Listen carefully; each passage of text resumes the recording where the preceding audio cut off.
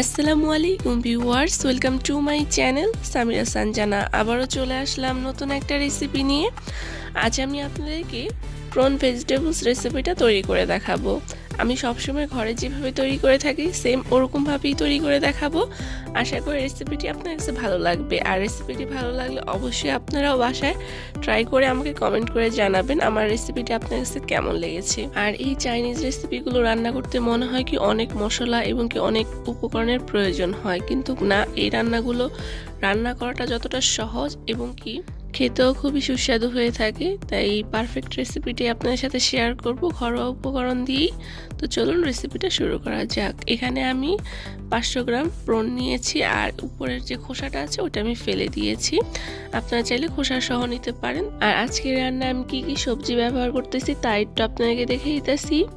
এখানে নিয়েছি আমি ব্রোকলি, নিয়েছি সাদা ফুলকপি, নিয়েছি পটবটি, নিয়েছি গাজর, নিয়েছি সবুজ রঙের ক্যাপসিকাম, আর পেঁয়াজ নিয়েছি টিউব করে কেটে। অর্থাৎ সবগুলো সবজি আমি একরকম রাখার চেষ্টা করেছি।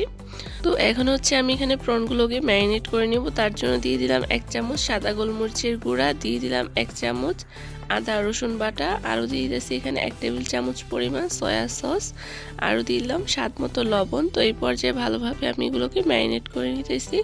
আর ম্যারিনেট করা হয়ে গেলে অর্থাৎ মিক্সড করা হয়ে গেলে এটাকে রেস্টে রাখার কোনো প্রয়োজন নেই, আমি সঙ্গে সঙ্গে চলে যেতেছি রান্না করার জন্য। তো প্রথমে আমি চুলাতে একটা প্যান বসিয়ে এর মধ্যে 2 টেবিল চামচ রান্নার তেল দিয়ে প্রনগুলো দিয়ে দিলাম। আর এটাকে 3-4 মিনিট সময় নিয়ে মিডিয়াম আঁচে ভেজে নিব। এটাকে বেশি ভাজার কোনো প্রয়োজন না, অর্থাৎ একটু সটে করে নিব আর কি। তো এই তো এটাকে আমি 2-3 মিনিট সময় নিয়ে মিডিয়াম আঁচে ভেজে নিয়েছি। এখন এগুলোকে আমি তুলে নিব। আর এই সেম একই পাত্রের মধ্যে আমি আজকের ভেজিটেবলসটা রান্না করে নিব। আমি এখানে প্রন দিয়ে করতেছি, আপনারা চাইলে চিকেন দিয়েও করতে পারেন। চিকেনেরও বেশ কিছু এই ভেজিটেবলস রেসিপি আমার চ্যানেলে দেওয়া আছে, আমি সবগুলো ভিডিও লিঙ্ক ডেসক্রিপশন বক্সে দিয়ে দিব।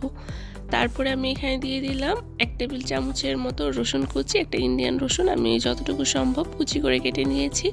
যেই পর্যায়ে রসুনগুলো একটু ব্রাউন কালার হয়ে আসবে ওই পর্যায়ে এখানে আমি সব ধরনের সবজিগুলো দিয়ে দিতেছি।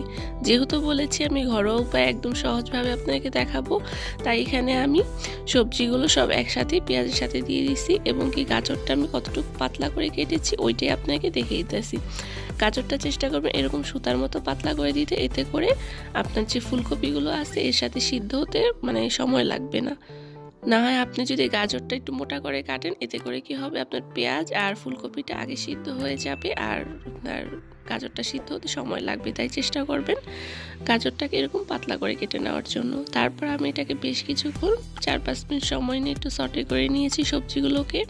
আর এই পর্যায়ে কিন্তু চুলার আঁচটা হাই হিটে আছে। আর আমি আবার ওইখানে দিয়ে দিলাম 1 টেবিল চামচের মতো আদা রসুন বাটা, দিয়ে দিলাম 1 চামচের মতো সাদা গোলমরিচের গুঁড়া, দিয়ে দিলাম স্বাদ মতো লবণ। আপনারা চাইলে এখানে কালো গোলমরিচের গুঁড়াও ব্যবহার করতে পারেন, কোনো সমস্যা নেই। তো মশলাগুলো দেওয়ার পরে আমি 4-5 মিনিটের মতো এটাকে সটে করে নেওয়ার পরে এখানে 2 কাপের মতো আমি গরম পানি অ্যাড করে দিয়েছি।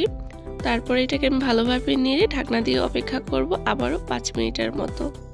তবে হাই হিটে রান্না করতে গেলে ঢাকনা বেশিক্ষণ দিয়ে রাখবেন না, এতে করে সবজির যে কালারটা আছে এটা নষ্ট হয়ে যাবে। চেষ্টা করবেন ঢাকনাটা না দিয়ে রান্না করার জন্য।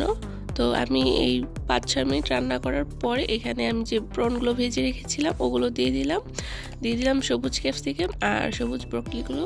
তো আবার আমি ভালোভাবে মিক্সড করে নিতেছি। আর এখানে আমি সবশেষে ব্রোকলি দিয়েছি, কারণ ব্রোকলিটা ফ্রোজেন ছিল, সিদ্ধ হতে সময় লাগবে না তাই। আর ক্যাপসিকামটাও পরে দিয়েছি এই কারণে, কারণ ক্যাপসিকামও সিদ্ধ হতে বেশি সময় লাগে না, আর এতে করে ক্যাপসিকামের কালারটাও সুন্দর থাকবে তাই। আবারও অপেক্ষা করতেছি 5-10 মিনিটের মতো। তো ফিরে আসলাম 5-10 মিনিট পর। আর এই পর্যায়ে দিয়ে দিতেছি এখানে 1 টেবিল চামচ চিনি, 1 টেবিল চামচ সয়া সস, 1 টেবিল চামচ ওয়েস্টার সস। আর ওয়েস্টার সসটা অনেকটা থিক হওয়ার কারণে আমি এখানে একটু পানি দিয়ে ওয়েস্টার সসটাকে একটু গুলিয়ে নিয়েছি। তো আরও দিয়ে দিতেছি এখানে আমি 1 টেবিল চামচ কর্নফ্লাওয়ার। আমি কর্নফ্লাওয়ারটাকে 1 টেবিল চামচ কর্নফ্লাওয়ার নিয়ে 2 টেবিল চামচ পানি দিয়ে কর্নফ্লাওয়ারটাকে ভালোভাবে গুলিয়ে রেখেছিলাম ঠান্ডা পানি দিয়ে।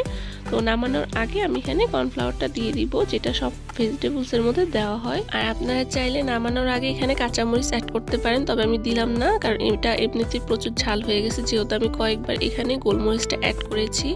তো এই তো আরও 2-3 মিনিট মিডিয়াম আঁচে আমি রেখে এটাকে নামিয়ে নিব, চলে যাব পরিবেশনের জন্য। আর এই তো তৈরি হয়ে গেল আমার ঘরোয়া উপকরণ দিয়ে খুবই সহজভাবে প্রন ভেজিটেবলস রেসিপি। আশা করি রেসিপিটি ভালো লেগেছে আপনাদের কাছে।